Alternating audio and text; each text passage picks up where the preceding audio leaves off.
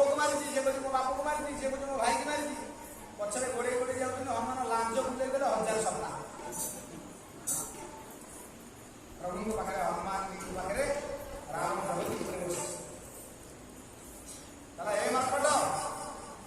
तू आसी रावण पर विरोध करे कहू हां अरे जानि तू बलवान केते अरे रावण बलवान मते कहना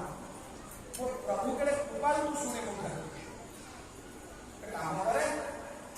प्रभु पाखे शरण पशिया तो सब अवगुण नष्ट कर दे अरे इंद्र केड़े बड़ पाप कर दिला प्रभु को पाद तले पड़ी गला प्रभु तार सहस्र आखि कर देले गुरु माता को हरण कर दिला गुरु माता हरण हां रावण जा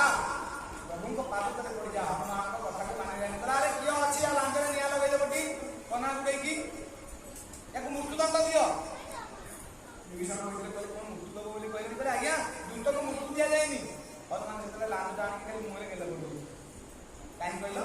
हनुमान को लांजरे अछि हेंगुला के हेंगुला माने के पार्वती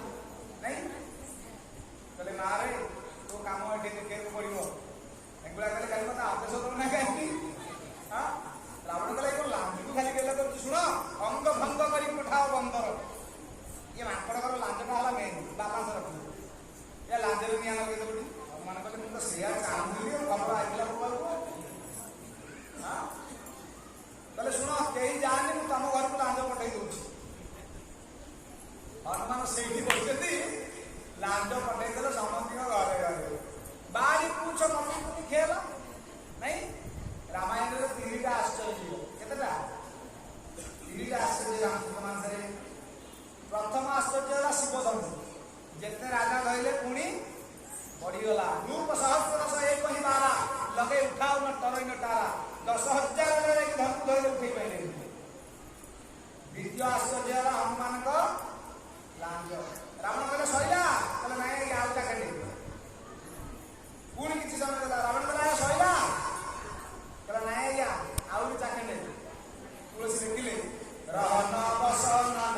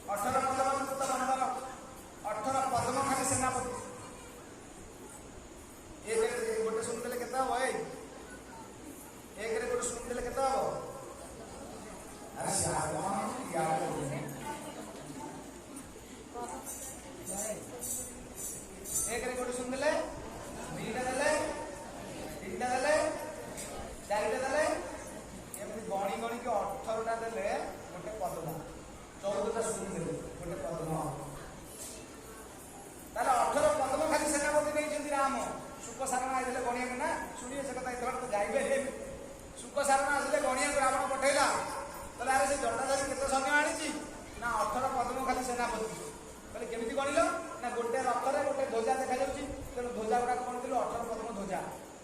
ତେଣୁ 18 ପଦ୍ମ ସେନାପତି ମାନେ ସେନା କେତେ ଆଜ୍ଞା ଗଣି ହେଲାଣି।